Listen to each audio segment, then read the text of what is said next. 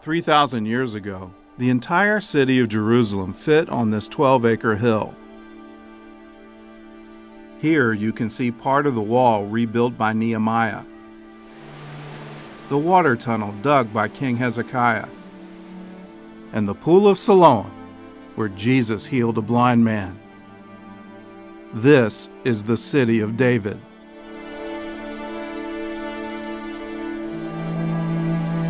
Welcome to the City of David. Good morning. My name is Miriam. Today, it's one of Jerusalem's top tourist sites, with close to 500,000 visitors every year. This is one of the most exciting places on earth.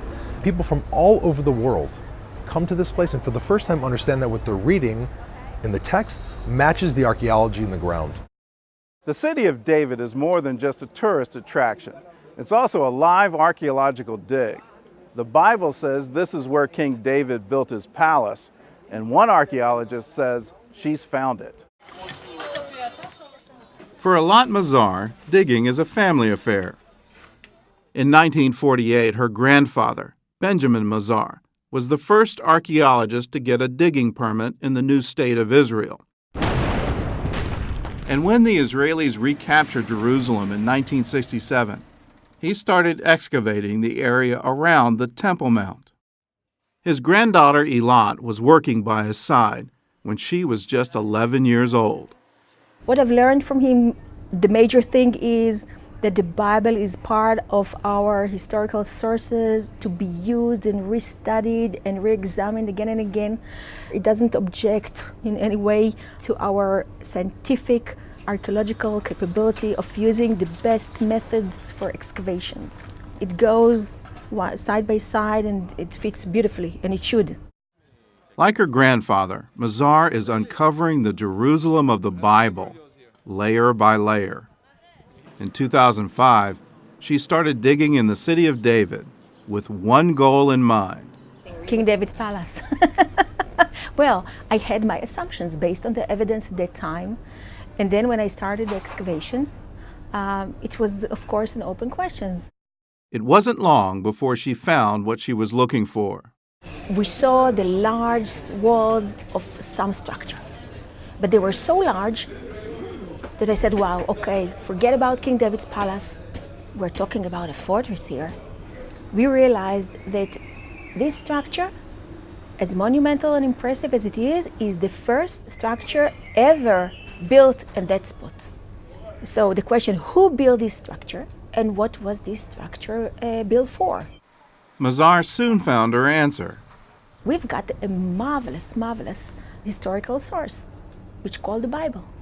The core of historical events surely are there. 2 Samuel 5:11 says the Phoenician king Hiram sent messengers to David and cedar trees and carpenters and masons, and they built David a house.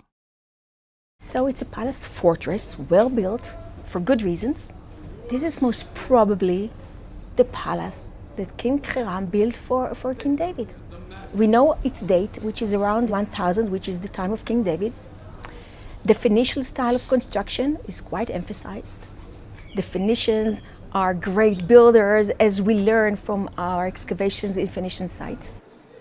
Inside, the team found more evidence of royalty, from ancient seals used by court officials to a variety of carved ivory utensils, too expensive for a regular home, but perfect for a palace.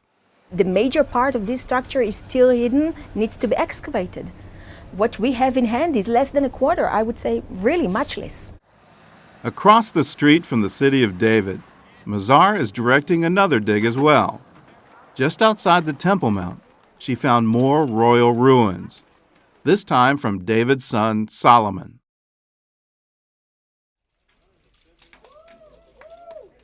In 2010, excavators revealed a giant wall more than 220 feet long and almost 20 feet high.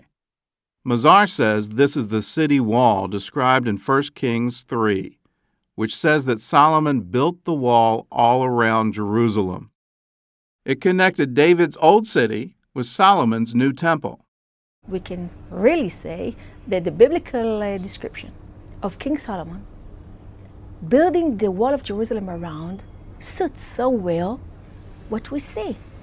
This is the only place that the fortification line is needed. It's surrounding that area. It connects to the Temple Mount. It's everything that fits the biblical story.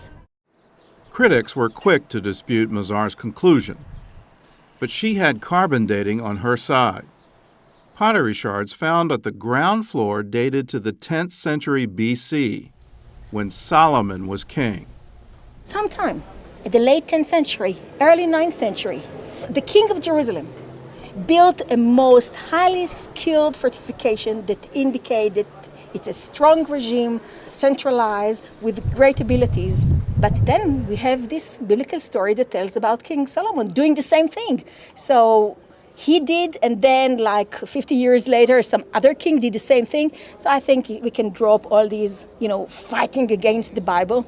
The reality was that the sophisticated fortification was built by King Solomon. And this is only part of it, and it's very impressive.